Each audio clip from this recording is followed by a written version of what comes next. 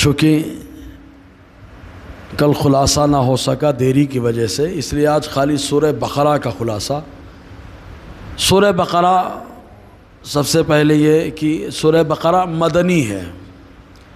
مکی اور مدنی کے تعلق سے عام طور سے کنفیوژن رہتا ہے کہ لوگ سمجھتے ہیں کہ جو سورت مدینہ میں نازل ہو وہ مدنی ہے اور جو مکے میں نازل ہو وہ مکی ہے، حالانکہ یہ تعریف صحیح نہیں ہے۔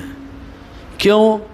اس لیے کہ بہت ساری آیتیں اور بہت ساری صورتیں ایسی ہیں جو نہ مکے میں اتری ہیں اور نہ مدینہ میں اتری ہیں، بلکہ دیگر مقامات پر نازل ہوئی، تو ان کے بارے میں کیا کہیں گے۔ تو پھر مدنی کس کو کہا جائے، مکی کس کو کہا جائے، تو اس سلسلے میں مفسرین کرام بڑی جامع تعریف کرتے ہیں کہ جیسے حضور کی زندگی ہجرت سے پہلے کی ہے اور ہجرت کے بعد کی ہے، ہجرت سے پہلے کی زندگی مکی کہلاتی ہے اور ہجرت کے بعد کی زندگی مدنی کہلاتی ہے، تو ایسے ہی وہ آیات اور وہ سورات جو ہجرت سے پہلے اتری ہیں ان کو مکی کہا جاتا ہے، اور جو ہجرت کے بعد نازل ہوئی ہیں ان کو مدنی کہا جاتا ہے۔ سب سے جامع تعریف اور شاندار تعریف ہے۔ تو سورہ بقرہ یہ مدنی ہے۔ سورہ بقرہ کی ویسے تو بڑی فضیلت ہے اور عوام اور خواص ہر کوئی جانتا ہے کہ جہاں سورہ بقرہ پڑھ دیں 40 دن وہاں سے شریر شیطان اور جن نکل کر کے بھاگ جاتے ہیں۔ چنانچہ اس کی فضیلت کے تعلق سے مسلم شریف کی ایک حدیث پاک بھی ہے۔ حضرت اسید ابن حضیر صحابی رسول رضی اللہ تعالیٰ عنہ صلی اللہ علیہ وسلم کا معاملہ ہوا کہ رات میں سورہ بقرہ یہ پڑھ رہے تھے تو بازو میں ان کا گھوڑا بندھا تھا، جب یہ پڑھتے تو وہ اچھلنے لگتا اور پڑھنا بند کر دیتے تو خاموشی سے کھڑا ہو جاتا، پھر پڑھنا شروع کر دیتے پھر اچھلنے لگتا اور پھر پڑھنا بند کر دیتے پھر خاموش کھڑا ہو جاتا۔ پوری رات سلسلہ چلتا رہا۔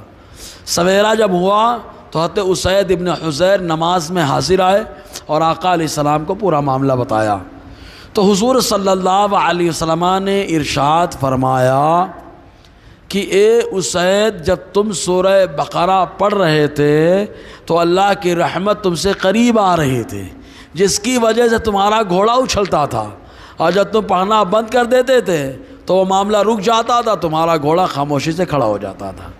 تو سورہ بقرہ جب پڑھا جائے اللہ تبارک و تعالیٰ اس سورت کے پڑھائی کے وقت جو ہے رحمت اور سکینہ کا نزول فرماتا ہے۔ اب سورہ بقرہ میں شروع میں لفظ الف لام میم جو آئے ہیں اس کے بارے میں کیا نظریات ہونے چاہیے۔ ان کو حروف مقطعات بھی کہا جاتا ہے اور حروف متشابہات بھی کہا جاتا ہے۔ تو اس سلسلے میں سورہ آل عمران میں اللہ تبارک و تعالیٰ نے 3 مذہبوں کا تذکرہ فرمایا ہے۔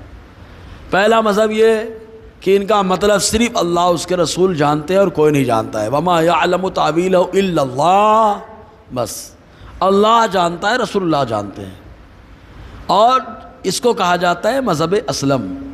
اور دوسرا مذہب جو ہے مذہب سالم کا ہے۔ مذہب سالم یہ ہے کہ والراسخون فی العلم یقولون، اور اس کا مطلب راسخ فی العلم بھی جانتے ہیں، تو ایسا مطلب بتائے جو قرآن و حدیث کے خلاف نہ ہو۔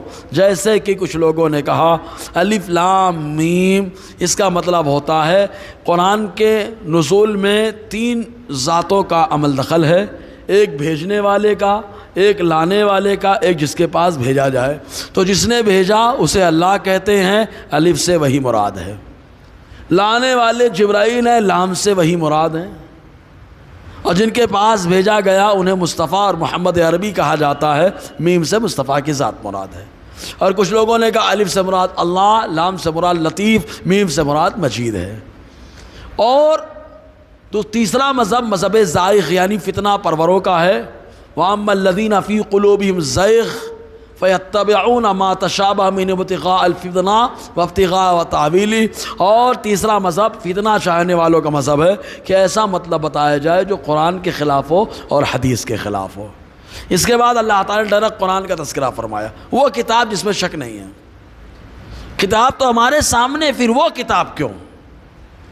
تو اس کے 2 مطلب بتائے جاتے ہیں۔ پہلا مطلب بلاغت کے اعتبار سے اس کی شان کو بتایا گیا کہ یہ وہ کتاب ہے، تو شان بتائی گئی۔ دوسرا مطلب اس کا یہ ہے کہ اللہ تبارک و تعالیٰ نے جیسے حضور کا تذکرہ فرمایا ہاتھ آدم نے وسیلہ لگا کے، ہاتھ نوح نے وسیلہ لگایا، سارے پیغمبروں نے مصطفیٰ کا ذکر کیا، آئیں گے آئیں گے آئیں گے آئیں گے، ان کے پاس ایک کتاب ہوگی، وہ کتاب ایسی ہوگی، یہ ہے وہ ہے، سارے نبیوں نے بتایا۔ تو جب قرآن آیا تو اللہ تعالیٰ فرماتا ہے ذالک الکتاب، وہی کتاب جس کا وعدہ کیا جا رہا تھا اب ہم نے اپنے محبوب پر اتار دیا ہے، یہ مطلب ہوتا ہے اس کا۔ اب اس کے بعد پھر اللہ تعالیٰ نے صحابہ کرام کی تعریف فرمائی، اور صحابہ کرام کی کئی صفتیں بیان فرمائی ہیں۔ پہلی یہ ہے کہ صحابہ کرام بغیر دیکھے ایمان رکھتے ہیں، یہ بڑی عظیم نعمت ہے بغیر دیکھے ایمان رکھنا، کیونکہ ظاہر سی بات ہے دیکھ کر کے ایمان لانا یہ کمال تھوڑا نہیں ہے کہ بھائی دیکھ لیا اب تو دل مطمئن ہی ہو گیا، بغیر دیکھے ایمان لانا یہ کمال ہے۔ اور ایمان لانے کے بعد نماز قائم رکھتے ہیں، پھر اس کے بعد اللہ کے دیے ہوئے سے خرچ کرتے ہیں۔ تو اللہ تعالیٰ نے اوصاف بیان فرمائے، اور سارے اوصاف بیان کرنے کے بعد اللہ تعالیٰ نے ایک میڈل دے دیا ہے۔ کیا میڈل دیا؟ پہلے کا اولئک علی ھدی من ربہم، یہ محبوب کے صحابہ ہیں، اپنے رب کی طرف سے ہدایت پر ہیں، ان کو کچھ گڑبڑ مت کرنا، یہ ہدایت پر ہیں۔ پھر اللہ تعالیٰ نے ایک سند دے دی، ایک سرٹیفکیٹ دیا، کیا؟ وَأُولَئِكَ هُمُ الْمُفْلِحُونَ، یہ مصطفیٰ کے صحابہ کامیاب ہو چکے ہیں۔ تو اللہ تعالیٰ نے یہ سند عطا فرمائی، اور اس کے بعد اللہ تعالیٰ نے کھلے کافروں کا ذکر فرمایا، پھر منافقین کا تذکرہ فرمایا، اور منافقین کی بہت ساری شرائطوں کا اللہ تعالیٰ نے ذکر کیا ہے، اور کچھ مثالیں دے کر کے ان کی مذمت اللہ تعالیٰ نے بیان فرمائی ہے۔ اور پھر اس کے بعد انسان کو اللہ تعالیٰ نے اپنی عبادت کا حکم دیا۔ اب عبادت کا لفظ جب استعمال ہوتا ہے تو ہمارے دماغ میں عام طور سے نماز کی طرف توجہ جاتی ہے، حالانکہ روزہ بھی تو عبادت ہے، زکوٰۃ بھی تو عبادت ہے، روزہ کھولنا بھی تو عبادت ہے، سحری کھانا بھی تو عبادت ہے۔ تو پھر عبادت کی کوئی جامع تعریف کی جائے جو تعریف تمام عبادتوں کو شامل ہے، تو عبادت نام ہے در حقیقت اللہ اس کے رسول کے فرمان پہ عمل کرنے کا۔ جب بندہ اللہ اس کے رسول کے فرمان پہ عمل کرتا ہے اور اسی کے حساب سے چلتا ہے تو اس کا چلنا بھی عبادت ہے، اس کا بیٹھنا بھی عبادت ہے، اس کا سونا بھی عبادت ہے، اس کا کپڑا پہننا بھی عبادت ہے، اس کا بولنا بھی عبادت ہے۔ تو عبادت اللہ اس کے رسول کے فرما برداری کرنے کا نام ہے۔ پھر اللہ تعالیٰ نے اپنی خوبیاں بیان فرمائی ہیں۔ پھر اللہ تبارک و تعالیٰ تو اس کی شان بلند و بالا ہے، آسمان کو پیدا کیا، زمین کو پیدا کیا، پانی کو اتارا، خالی ذرا سے اگر پانی نہ آئے ایک سال تو وہاں قحط کا معاملہ درپیش ہو جاتا ہے۔ یعنی بندہ ہر طریقے سے اللہ تبارک و تعالیٰ کا محتاج ہے۔ پھر جب اللہ تعالیٰ اس شان کا ہے تو جس کتاب کو اس نے اتارا ہے سوچو وہ کتاب کیسی شان والی ہوگی۔ تو اللہ تعالیٰ نے فرمایا شک کر رہے ہو تم لوگ؟ اگر شک کرتے ہو تو ایک صورت لے کر کے آ جاؤ اسی کی طرح، من مثلہ۔ دیکھیں لفظ مثل جو ہوتا ہے، دیکھو آدمی کسی کی طرح ہوتا ہے تو اس کی 3 صورتیں بنتی ہیں۔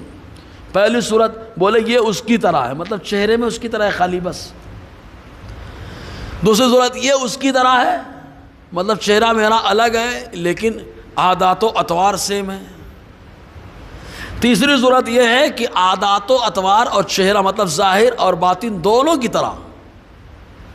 تو لفظ مثل جو آتا ہے وہ ظاہر میں کسی کی طرح ہونے کو کہا جاتا ہے، ظاہر میں کسی کی طرح ہونے کو کہا جاتا ہے۔ تو اللہ تعالیٰ نے فرمایا من مثلہ، اگر باطن میں تو تم قرآن کا مقابلہ کر ہی نہیں سکتے ہو تو کم سے کم ظاہر میں قرآن کی طرح کوئی صورت لے کر کے آ جاؤ۔ باطن میں تو مقابلہ کر ہی نہیں سکتے، کیسے نہیں کر سکتے کہ تم لاؤ گے تم انسان ہو، مخلوق ہو، اور قرآن کو اتارنے والا خالق ہے۔ تم لاؤ گے زمین سے، لاؤ گے آسمان آیا ہے، جو قرآن آیا آسمان سے۔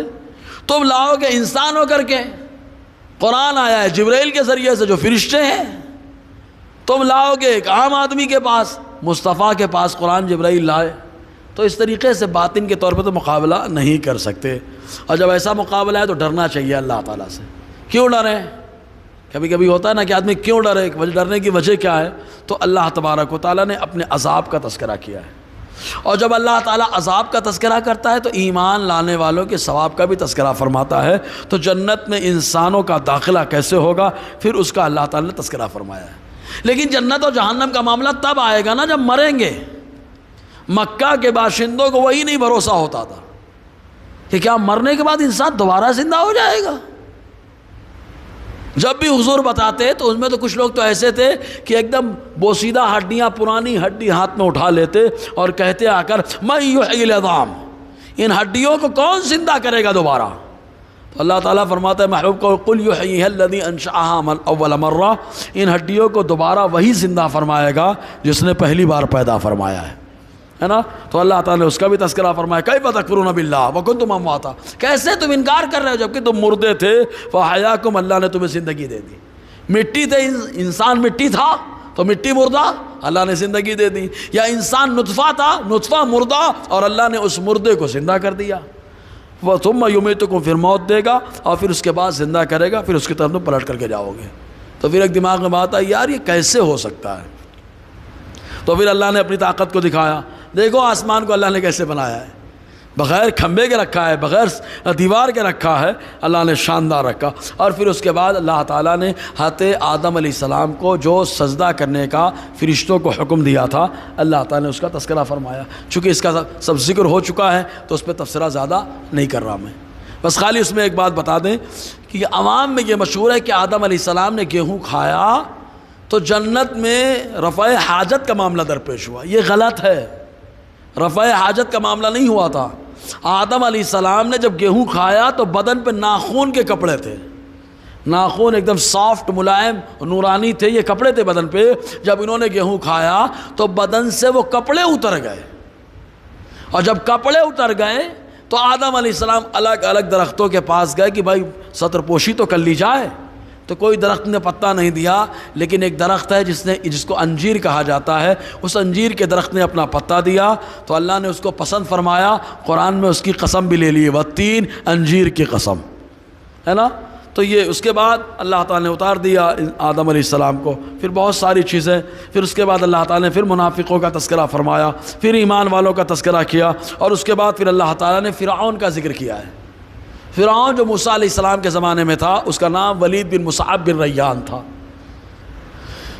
موسیٰ علیہ السلام کی خود اس نے پرورش کی، موسیٰ علیہ السلام اسی کے گھر میں پلے بڑے، لیکن اس کے باوجود موسیٰ علیہ السلام وہاں سے جائے مدین حضرت شعیب علیہ السلام کے ساتھ پاس۔ معاملہ خالی ایک ہوا جس کا تذکرہ بھی آئے گا سورہ طٰہٰ میں، کہ حضرت موسیٰ علیہ السلام نے ایک قبطی کو چھڑایا تھا، بنی اسرائیل سے لڑا تھا، نہیں مارا تو ایک پھیٹ مار دیا، وہیں پہ مر گیا، ایک مکے پہ مر گیا۔ تو قتل کا مسئلہ آیا تو وہ چلے گئے۔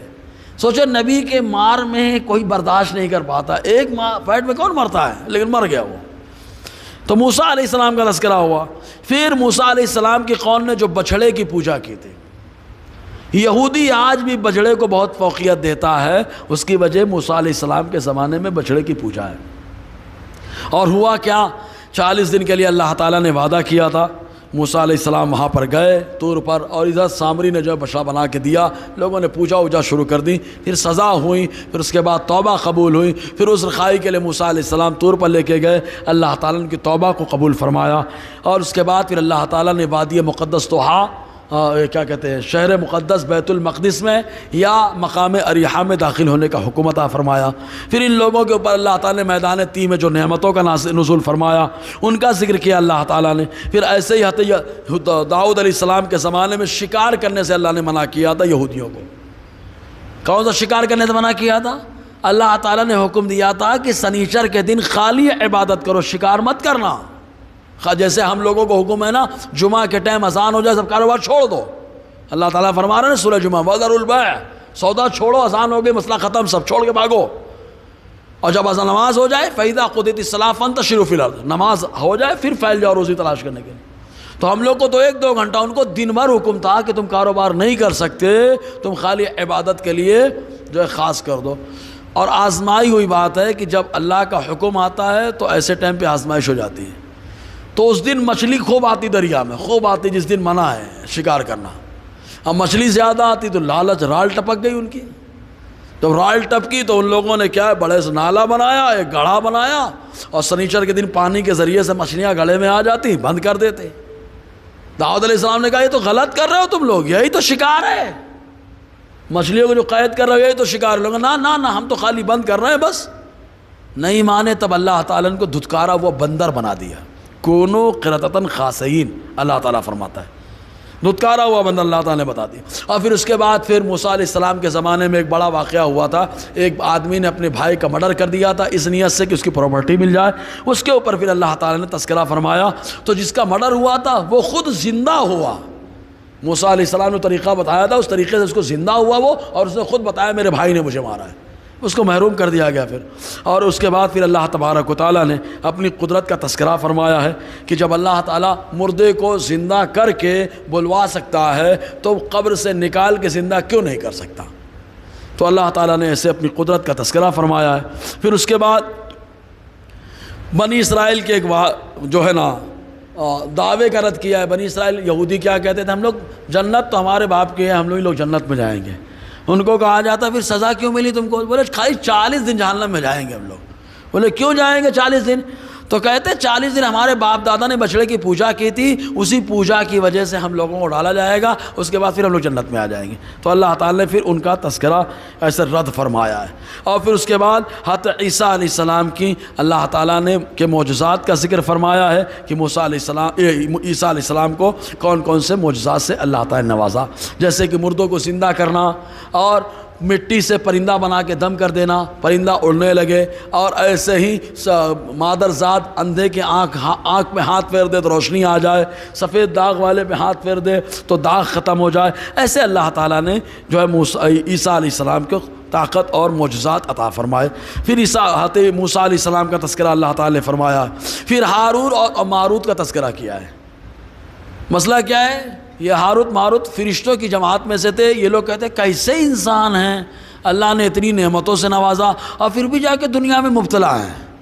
تو اللہ تعالیٰ نے آزمائش کے طور پر ان کو ڈالا، کہا چوز کرو تم میں سے دو لوگوں کو جن کو انسانوں کے درمیان بھیجا جائے۔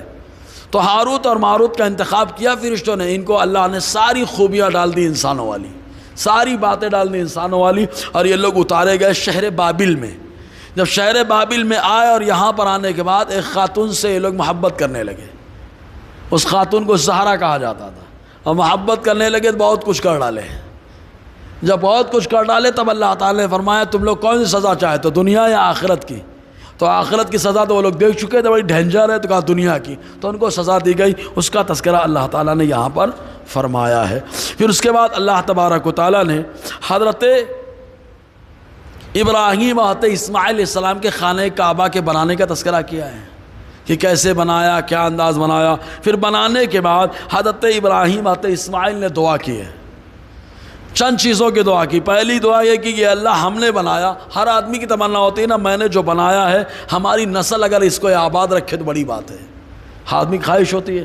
تو انہوں نے دعا کی اے اللہ یہ ہم نے بنا دیا ہے، ہم صفائی بھی کریں گے تیرے حکم سے، سب کچھ کریں گے، لیکن بس مولا ایک ہماری گزارش ہے، ربنا وبعث فیہم رسولا منہم، اے اللہ ہم میں سے ایک رسول کو بھیج دینا، ہماری اولاد میں سے ایک گروہ کو مسلمان رکھنا اور ان میں سے ایک پیغمبر کو بھیج دینا۔ اللہ تعالیٰ کی بارگاہ میں دعا کی من ذریتنا امۃ مسلمۃ لک۔ تو اللہ تبارک و تعالیٰ نے حضور کو بھیجا، اسی لیے ہم لوگ کہتے ہیں آقا نے فرمایا انا دعوت ابراہیم، میں ابراہیم کی دعا ہوں۔ تو ابراہیم نے کہا میں ہماری ذریت میں سے ایک گروہ کو مسلمان رکھنا اور اس مسلمان گروہ میں سے نبی کو بھیجنا۔ تو نبی کا آنا مسلمان گروہ سے ہے، قرآن کہتا ہے۔ اسی لیے ہم لوگ کہتے ہیں حضور کے والدین حضرت عبداللہ حضرت آمنہ یہ ایمان والے ہیں، کیونکہ حضرت ابراہیم کی دعا ہے۔ پھر اللہ تعالی نے مقام ابراہیم کی فضیلت بیان فرمائی کہ مقام ابراہیم پہ جا کر کے عبادت کرو۔ پھر اس کے بعد ابراہیم علیہ السلام نے، یعقوب علیہ السلام نے جو وصیت فرمائی تھی اپنے بچوں کو، اللہ تعالیٰ نے اس وصیت کا تذکرہ فرمایا ہے، اور اس تذکرے کے بعد پھر اللہ تبارک و تعالیٰ نے فرمایا کہ یہ ایک پوری جماعت رہی جو گزر چکی ہے۔ اب اس کے بعد انشاءاللہ دوسرا پارہ رہے گا جس کا خلاصہ ایک ایک پارہ کر کے ہوتا رہے گا۔ اللہ تعالیٰ ہم سب کو فیضان قرآن برکات قرآن سے مالا مال فرمائے۔